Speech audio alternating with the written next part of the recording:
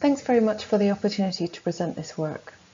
I'm going to talk to you today about the Clarity project on machine learning challenges for advancing hearing aid processing, which also involves colleagues at the universities of Salford, Sheffield, Nottingham and Cardiff.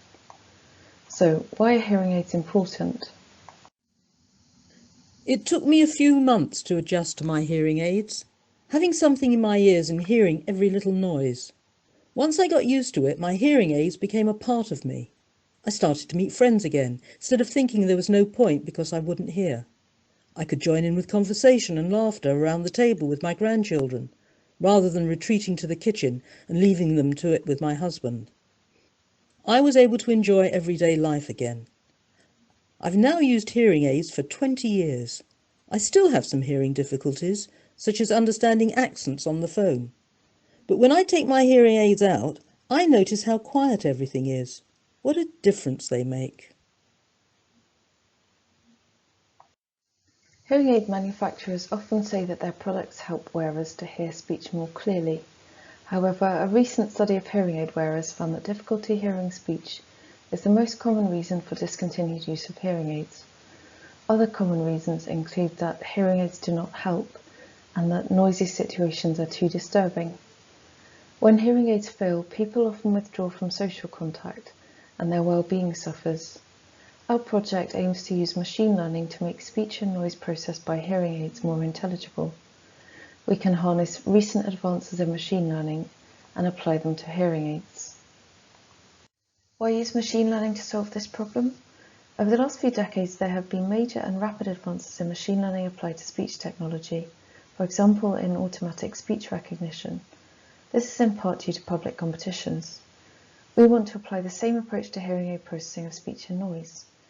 Here is an example of what machine learning can do to remove background noise and enhance speech for a hearing aid wearer. Population and higher population density. All the time we would talk in English. May cause early growth. All the time we would talk in English. The Clarity project is funded for a 5-year period and runs until 2024. This funding will allow us to run a series of open machine learning challenges targeting hearing aid speech and noise processing. We are bringing communities together to work on the problem of speech and noise for hearing aids, and to broaden the base of researchers working on hearing technology. We are running interleaved enhancement and prediction challenges.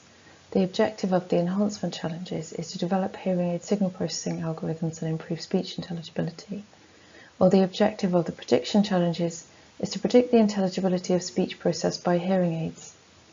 In the scenario for the first round, the listener and talker are in a living room, and there is background noise from a domestic noise appliance or a TV or radio. The scenario was informed by focus group findings. Here is some more information about the enhancement challenges.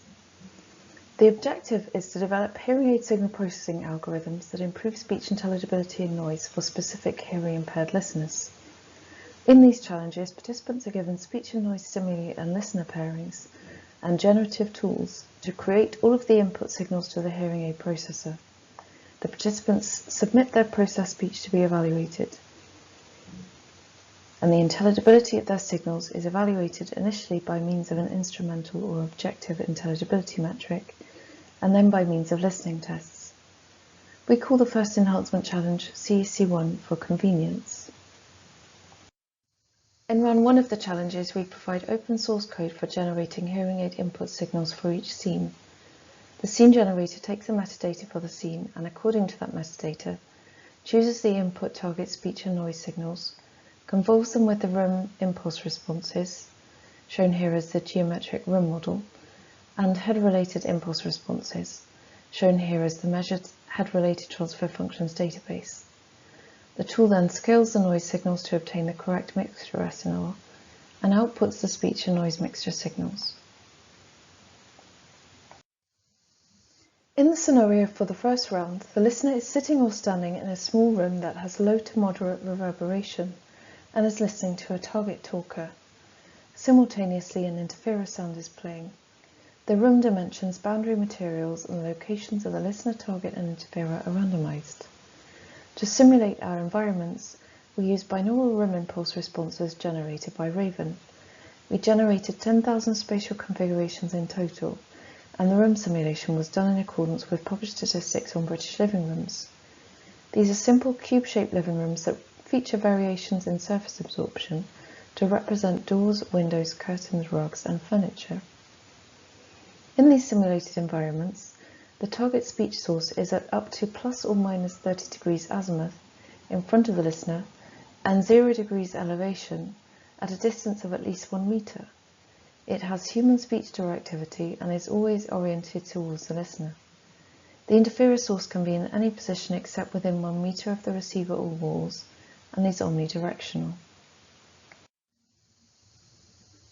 The 10,000 binaural rim impulse responses are convolved with pseudo-randomly selected target and interferer source combinations and can be used to generate about 10 million different stimuli.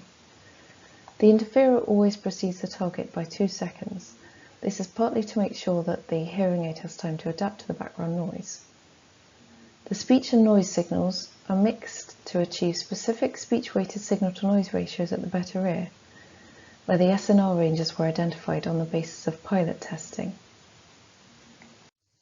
In round 1, for use as a target speech, we've made a new 40-speaker British English speech database, which includes more than 10,000 unique sentences selected from the British National Corpus.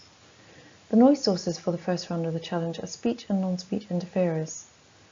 Only one noise source is present in each scene.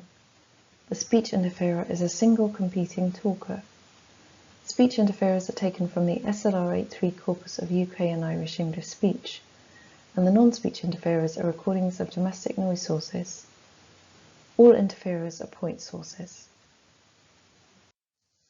In the first enhancement challenge, CEC1, we'll provide the following data: the training dataset, which is limited to 6,000 of the 10,000 scenes, the developmental validation set, and the evaluational test set, which are smaller. We'll also provide scene-to-listener pairings for the training, development, and evaluation data, and listener audiograms. The evaluation dataset only includes the input signals for the 3 microphones and the hearing aids, the listener audiograms, and the scene-listener pairings. In round 1, we provide an open-source baseline system to use as a starting point. This comprises a hearing aid processor, a hearing loss model, and a speech intelligibility model. Here you can see how the scene generator creates signals that are fed into the rest of the pipeline. The scene generator is the blue block underneath. We have the mixture signals and listener metadata entering the pipeline on the left, going through the yellow enhancement block, which involves a fitting prescription, or settings for the hearing aid, and a hearing aid model, and then the orange prediction block, which includes a hearing loss model and a speech intelligibility model, and outcomes a predicted speech intelligibility score for a particular mixture signal and listener. Our enhancement challenge involves replacing the yellow block in this system, while the later prediction challenge will involve replacing the orange block in the system. The baseline hearing aid processor is based on the Open Master Hearing Aid, or OpenMHA, and in this case it simulates a very basic behind-the-ear model. There is no connection between the 2 ears, so this is not a true binaural hearing aid, and we aren't modelling the tube or ear mould, or considering the direct path, or microphone sensor noise or feedback in this round. Our Python code creates the input signal from the front and rear microphone signals, and a configuration file for a given set of audiograms, and runs OpenMHA with a configuration file and input signal. The gain table for a multi-band dynamic compression component is calculated according to the CAMFIT compressive prescription, an early version of CAMEQ. Our baseline hearing aid is designed to be a basic model which does multi-band dynamic compression and attenuates noise coming from the rear hemisphere. We didn't want to implement any proprietary software components which can't be replicated, such as true binaural processing.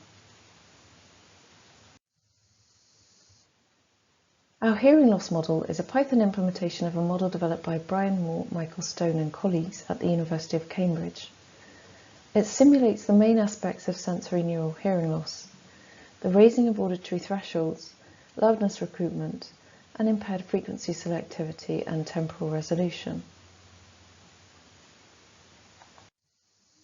The baseline speech intelligibility model is a binaural version of the short-time objective intelligibility metric, termed MB-STOI, which requires access to a clean target speech signal. MB-STOI is a correlation-based model that can estimate the effects of nonlinear processing on intelligibility, such as any clipping performed by the hearing aid, and which doesn't require that degradation be in the form of additive noise or reverberation, like some early speech intelligibility metrics. MB-STOI includes an equalization cancellation stage and a better ear stage to model the advantage of having two ears. The drawbacks of this model are that it is level independent and that it is not robust to frequency shifting. When analysing the performance of our baseline system in the first enhancement challenge, we found that the mean baseline MB-STOI value for the development dataset was 0.41 when the soft clipper plugin was used. The mean was 0.53 when the soft clipper was inactive. However, the soft clipper was necessary to ensure that we didn't expose our listeners to uncomfortable sound pressure levels. For the most part, there was a positive monotonic relationship between MB-STOI and SNR, as would be anticipated. We found that as the SNR becomes more favourable, or as the distance between the target speaker and listener reduces, MB-STOI increases, which again is what we would anticipate. Over the last 2 months, we have been focusing on running the Enhancement Challenge listening tests for our approximately 50 listeners. The results of these listening tests will be released at our first Enhancement Challenge workshop on the 17th of September. At this Interspeech 2021 satellite workshop, each of the CEC1 entrants will present their systems and results, and prizes will be awarded. On the 16th of September, we'll provide tutorials on hearing loss and hearing aids, intelligibility prediction for hearing aid processed speech, and running remote listening tests. The goal is to encourage the interdisciplinarity that is required for developing cutting-edge hearing aid algorithms. We launch our first prediction challenge in October 2021. Join us by going to our website clarity-challenge.org and signing up to receive updates. Thank you.